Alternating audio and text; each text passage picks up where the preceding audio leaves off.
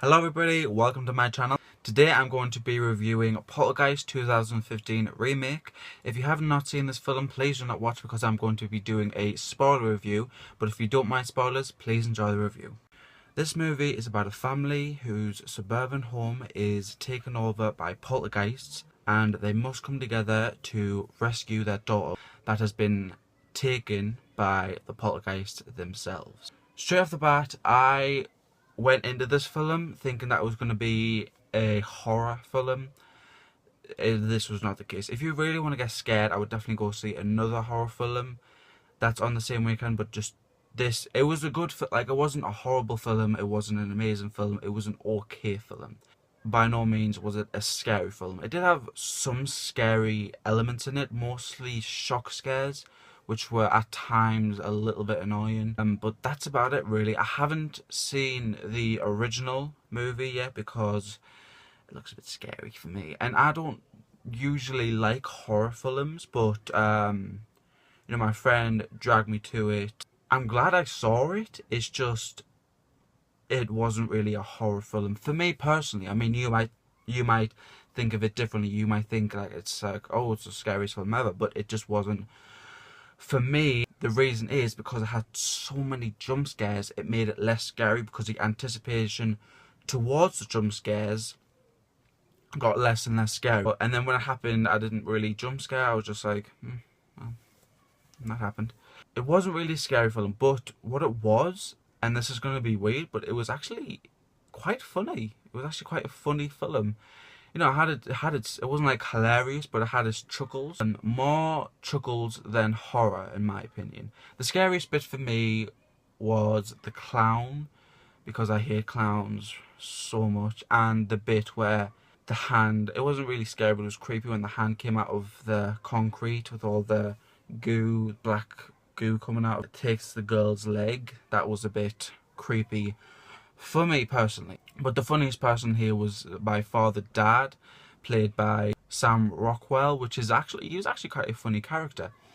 And this film mostly centers around the son Griffin, played by Kyle Catlett, and he was the main focus in the film. Like, he was the one who had the fears, and the youngest Madison, played by Kennedy Clements, was a really good actor. When the horror aspects came, she was quite good in that. I liked her a lot. She was good. What I didn't like about the film was obviously the non-horror aspects. The poltergeists themselves looked very CG, and when you actually saw them, it was underwhelming, very underwhelming.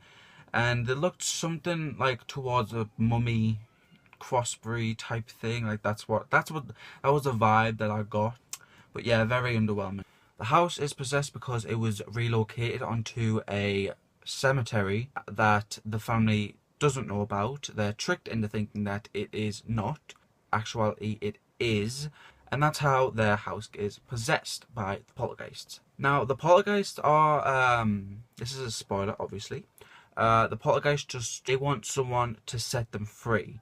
They want someone to take them to heaven. And at the end of the movie, that happens. And Carrigan Duke, played by Jared Harris, goes into the wardrobe where the poltergeists are and sets them free. And at the end of the movie, you're like, is he alive? Is he not alive? But and the mid-credits, you see that he has his own show with his ex-wife, Dr. Brooke. And Carrigan was a really fun character. He's like a ghost expert and he has his own TV show. And the family go to his ex-wife, Dr. Brooke, and ask them for help. Her and her team go to the house. They can't do it by themselves, so they have to get Carrigan in to save the day. Do I think that this is going to make a sequel? I don't, because one, the director hasn't. This is his first film in 7 years, I think. So very unlikely that he is going to direct it, and I don't think he'll make enough money at the box office to make a sequel. And I like how you see the desperation in the family's eyes to try to do everything to get this girl out. I like that aspect of the film, and but after that, it didn't get any scare. Like, it wasn't hot. Like, there was the bit with the clown, the tree, and the hand out of the concrete. That was the scariest bit. After that, it was more interesting than scary. Ice cream.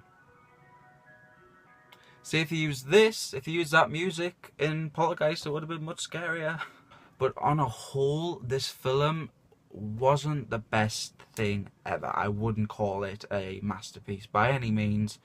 You know, it's just a typical horror remake. I am definitely going to watch the original because I want to see how it compares. I've heard a lot of people say that the original is better than this one. But tell me what you think. Did you like this film? Did you think it was scary, or did you think it was another letdown? Please let me know down below. Thank you for watching this review. Please don't forget to subscribe and I will be posting some more reviews during the week. Thanks for watching. Bye.